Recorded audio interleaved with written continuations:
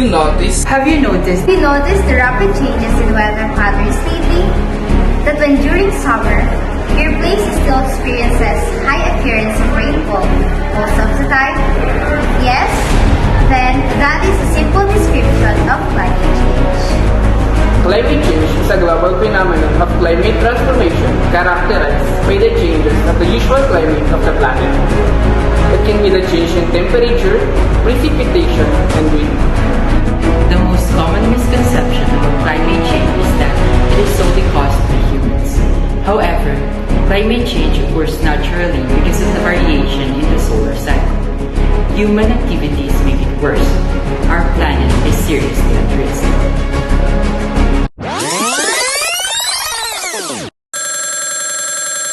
Macro changes start with micro change. Climate change is inevitable, but we have the potential to do things that could mitigate its adverse effects.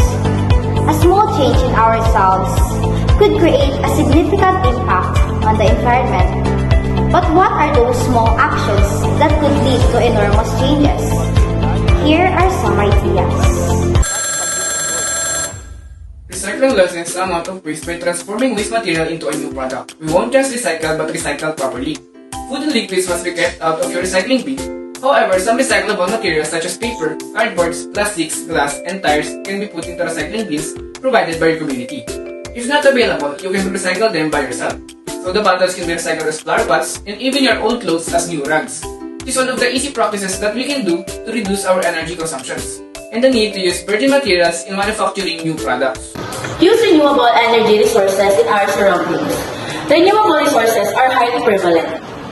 Utilizing the Earth's natural resources to their full potential, including the sun, wind, water, waste, and heat, can result in subtle to noticeable changes. We all know that excessive carbon footprints are one of the main contributors to climate change. However, we may maintain lower carbon footprint output by switching renewables and conserving energy. Another way for us to slow down the inevitable change is to plant trees which help to absorb heat from carbon dioxide that contributes to global warming that causes our climate to change. Trees produces oxygen through the process of photosynthesis. If more trees will be planted, more oxygen will be available and less carbon dioxide will be stay in the atmosphere. We use plastic every day, but we have the capability to control our use of it because plastic is made from ethylene and propylene, which came from the fossil fuels, and during the process of making plastics, a huge amount of greenhouse gases are produced which contributes to global warming. Instead of using plastics, we can use eco bags and paper bags. They are more eco-friendly and release lesser carbon footprint than making plastics bag. Supporting a leader who has a platform to support environmental movements will help the implementation of environmental-friendly programs. As a student who are eligible to vote, we must take into consideration the position of a leader when talking about climate change.